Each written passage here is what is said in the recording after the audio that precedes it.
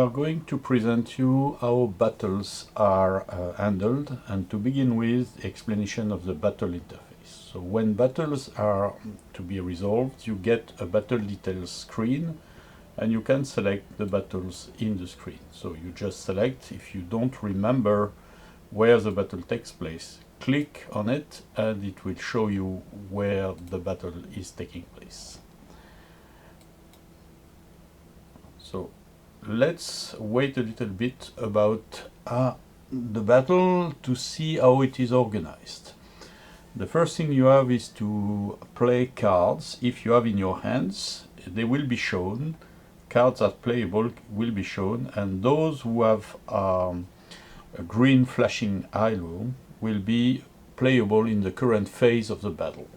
So we will see that later. The battle phase interface is shown in this way. You have in the middle the battle log, which you can hide or unhide. Let's remove the cards from view. So if you want to have the cleaner view, but it's interesting because it will display the battle results. Both sides combat units are displayed facing each other. There is no particular order of sorting. In the back you have the supporting leader, the one who is commanding the stack. If you have more leaders, those who are under rank will not be present, they are not commanding. So here my top commander is this one, and here this is this one. Then you have the support units, which can play a role, like some artillery or wagons here. This special wagon give a boost to the Taiping units, and the same for the Taiping Supreme Leader, which gives a morale boost. On the top of the interface you have two sides fighting each other, and one of the most important factor here is the battle morale, because it will determine who is going to win most likely the battle, except if everybody gets killed on one side. The battle morale is calculated very simply by making an average morale of your units. This is the figures you find here on each unit, and adding as a bonus the leader morale that you have here. The leader morale is the morale value of the leader that you have in command. So for example here I have an average of 6 of morale plus 2 as the leader bonus, and the other side has an average morale of 2 for its units. Because of these two bad units they reduce the morale, and the leader gives a 1 bonus. If you want to see why the morale value is modified, you can see here that there are morale boosts for the units with the different wagons, that they are perfectly supplied, and so the supply gives a morale bonus, and they have a morale boost because of the Hong Qiu-Kang, the main leader. So their morale value is really top boosted by the presence of all these things. On the other side here they can see that they have a boost because of the morale of the wagon. They have good food, but that's it. And the morale boost applies to all units. So this is how it will come. What happens is that each round of battle, more or less, you will see the different rounds, the morale battle will go down by 1, and the first side who reach 0 or less has a good chance to run, because a morale test will be conducted at that time, and if the morale is negative, then the test is failed, and the unit will flee the battle and retreat, and possibly some of the enemy units will pursue. How the rest of the interface is presented? You have, as we have seen, the cards that you can play. The enemy cards will be played by the AI, even in multiplayer. This is commanded by the system. You have here a button which allows you to start the next round of battle. You have below a jaw showing the chance of winning for both sides. It seems obvious that the Taiping with superior morale, more troops, have a higher chance of winning than the Kings here, so 80 to 20 more or less. And these two sliders here are very interesting because they allow you to make the speed of this battle the way you want. If you make it to infinite pause between battle, then the game will not start until you actually click on the button. If you don't and reduce, then the battle will start by taking account even like an immediate sequence of rounds without pause between them if you put to 0. Same thing for the dice animations. This is very slow. You will see very slow animation showing the hits inflicted by units. And if you make it very fast, you will barely have the time to see. So let's see here. We will decide. You have a bonus if you play this card because you get a +1 bonus and +1 combat bonus. I think it's a bit too much in this case because the level is, so I decide not to play. If I don't want to play, I just click here and the card will not be played and the phase skipped.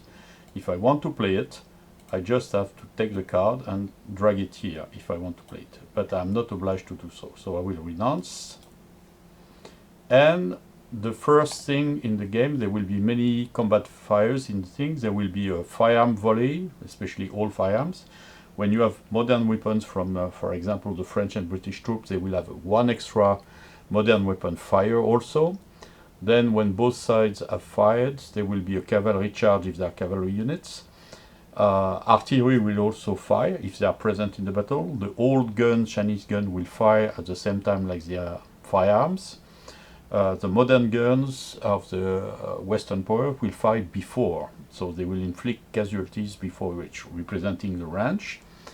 And then there will be, let's say, up to 3 other phases where the combat will be more close, hand-to-hand combat, where units will be in melee.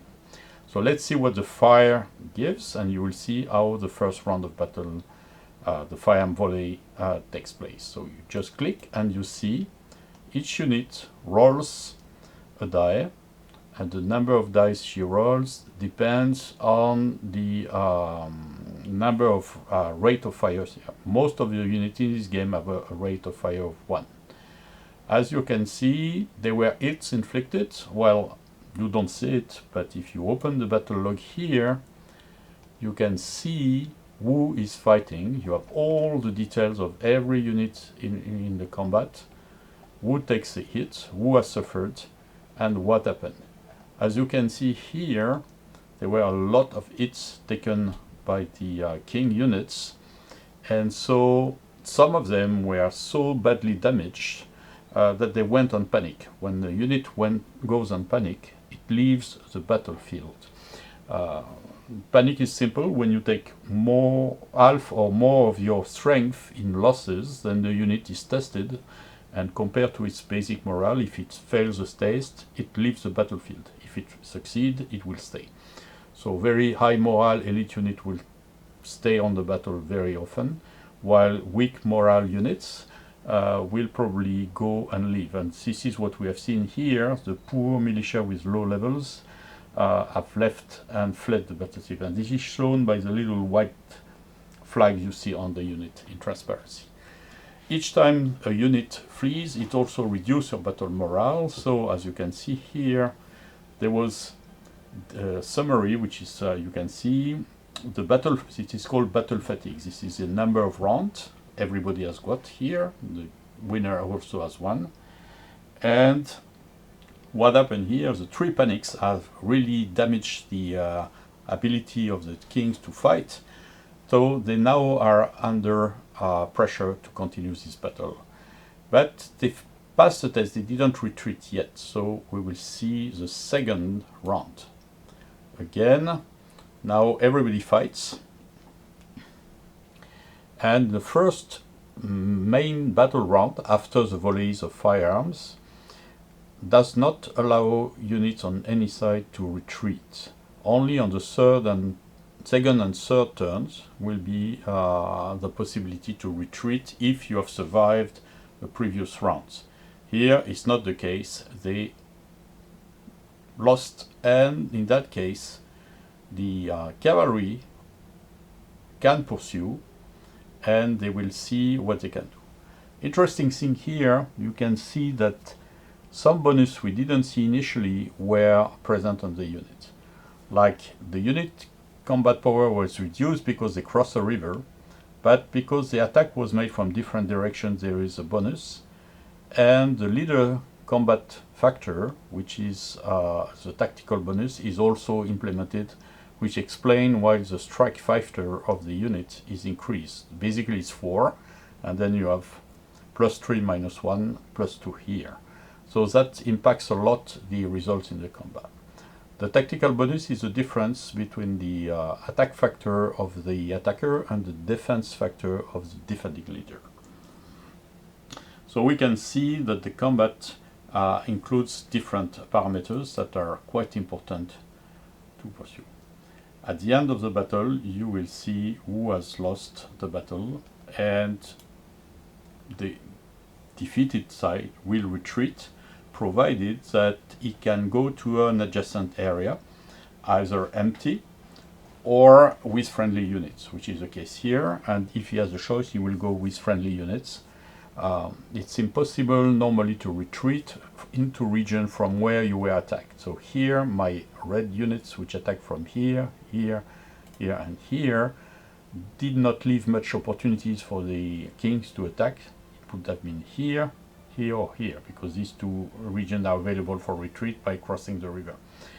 If this region had been also in battle, then the choice would have been none. They could have gone only there and there. And if there has been battle all over the place and they had to retreat, as there was no option, they would have been totally eliminated.